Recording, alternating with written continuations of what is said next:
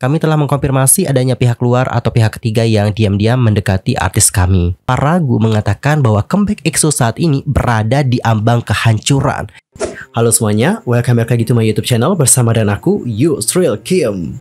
By the way, yang nonton gimana nih kabarnya hari ini? Apakah dalam kondisi yang baik-baik saja? Well, aku harapkan seperti itu ya. Dan untuk kalian yang mungkin dalam kondisi nggak baik-baik aja nih, tetap semangat ya, don't give up. Well guys, dalam video kali ini kita akan membahas tentang berita yang benar-benar mengejutkan banget, baik itu kepada penggemar dan juga netizen yang lain. Kali ini ada informasi dari EXO CBX atau Chen Baekhyun dan juga Xiumin dikabarkan mengakhiri kontrak eksklusif mereka dengan SM Entertainment melalui hukum. Jadi mereka itu nggak pisah baik-baik, mereka itu pisahnya pakai hukum teman-teman. Waduh, kok bisa gitu ya?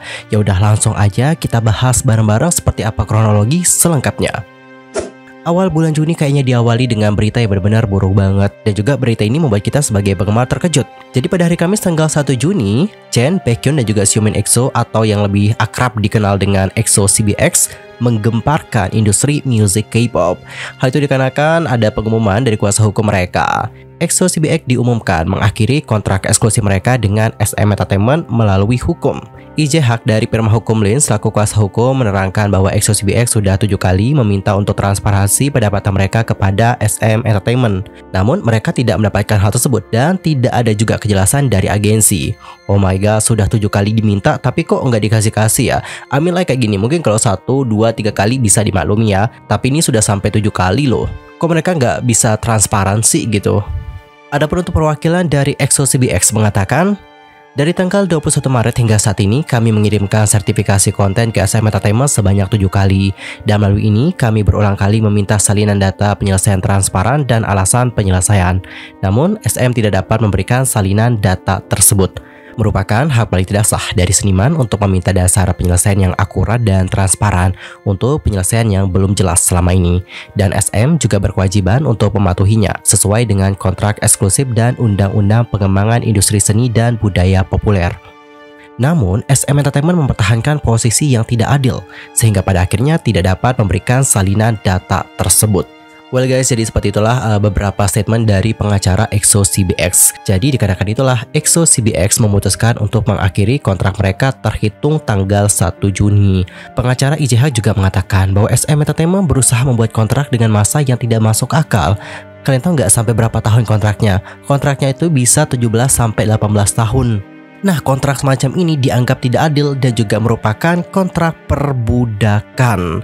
Adapun untuk sisinya EXO CBX mengatakan kembali, SM sedang mencoba nih untuk mengklaim masa kontrak masing-masing minimal 17 atau 18 tahun dengan meminta artis untuk menandatangani kontrak eksklusif berikutnya karena masa kontrak 12 atau 13 tahun tidaklah cukup.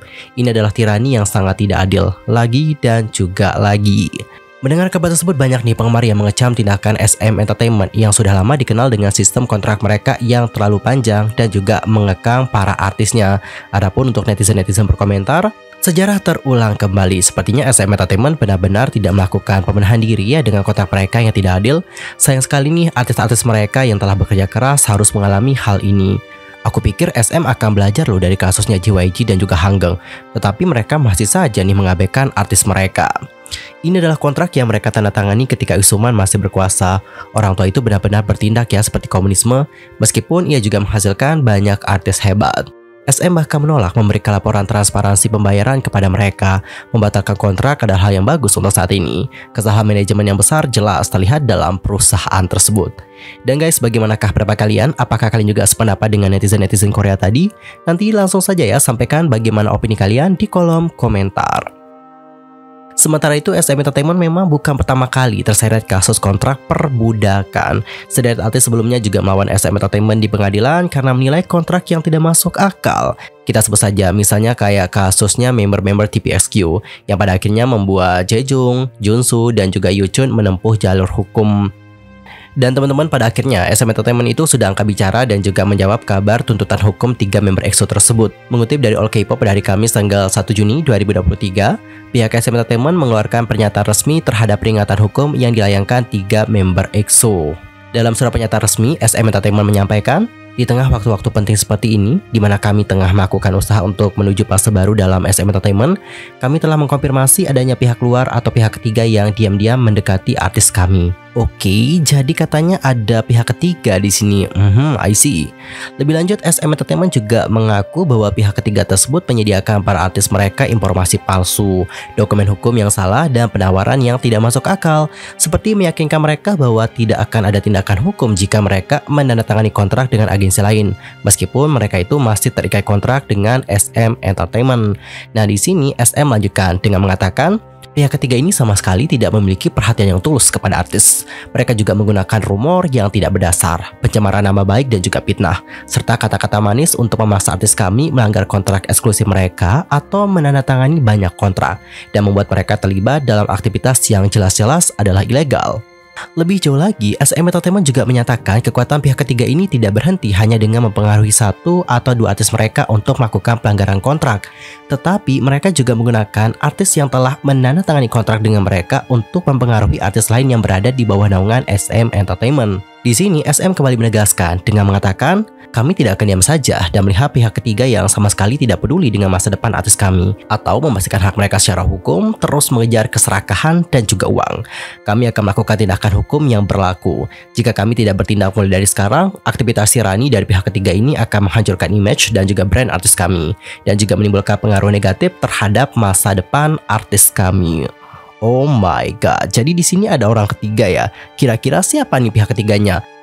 Dan munculnya perhara itu tampaknya menimbulkan situasi dan juga efek domino nih kepada penggemar, khususnya penggemar yang memang telah lama banget menunggu comebacknya EXO. Karena kan di tahun ini kita juga dapat kabar ya bahwa untuk EXO katanya bakal comeback full member gitu. Kemudian teman-teman, di sini ada salah satu media, nama medianya itu adalah Newson. Nah, di sini Newson menyebutkan bahwa di antara hal-hal konflik Chen, Baekhyun, dan Xiumin dengan SM Entertainment dan pihak ketiga, hal yang paling memalukan adalah ketika mereka ini membuat para penggemar EXO yang menghabiskan waktunya dengan berharap bisa bertemu dengan album baru EXO di tahun ini. Penggemar itu kayak didorong jatuh ke dalam keadaan kebingungan dengan situasi yang memang tidak menentu. Dalam judul artikelnya, Newson juga tanpa ragu mengatakan bahwa comeback EXO saat ini berada di ambang kehancuran, mengingat bagaimana statement dari Chen, Baekhyun, dan Xiumin tentang penyelesaian transparansi dan durasi kontrak. Dan menahan SM Entertainment terhadap keterlibatan kekuatan eksternal, konflik tampaknya tidak akan berakhir dengan mudah dalam waktu dekat. Sementara itu, sampai saat ini belum ada informasi lebih lanjut mengenai bagaimana comeback EXO setelah konflik ini mencuat. Namun, perhatian difokuskan pada bagaimana SM Entertainment menyelesaikan konflik ini tanpa mengganggu rencana comebacknya EXO. Waduh, sebagai penggemar juga pasti dugun-dugun. Gak mungkin gak dugun-dugun, impossible. Sebagai penggemar pasti dugun-dugun, karena ini bukanlah konflik yang bisa diselesaikan dalam waktu 1 atau 2 hari, enggak. Ini benar-benar masalah yang serius gitu, karena yang terlibat di sini bukan hanya Chen, Baekhyun, Xiumin, sama SM doang, tapi katanya ada pihak ketiga di sini. Wah, makin rame kan gitu ya kan. Jadi penyelesaiannya juga pasti membutuhkan waktu. Dan ini juga sekali lagi membuat kita bertanya-tanya tentang bagaimana rencana dari comebacknya EXO gitu. Apakah comebacknya bakal terlaksanakah atau tidak nih? Dan juga dengar-dengar Super M bakal comeback juga ya katanya ya. Nah, di Super M sendiri juga kan ada member EXO di sana, ada Kai sama Baekhyun. Waduh, kok jadi kayak gini ya SM Entertainment? Ada apa dengan SM Entertainment?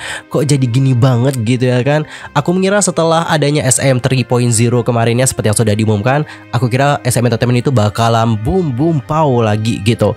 Tapi ketika SM Entertainment 3.0 ini sudah dibentuk kayak gitu ya kan, ada beberapa hal yang terjadi. Yang pertama dari konflik dengan Isuman kayak gitu ya kan. Habis itu drama perebutan saham SM Entertainment, Kakao, dan juga Hype kemarin.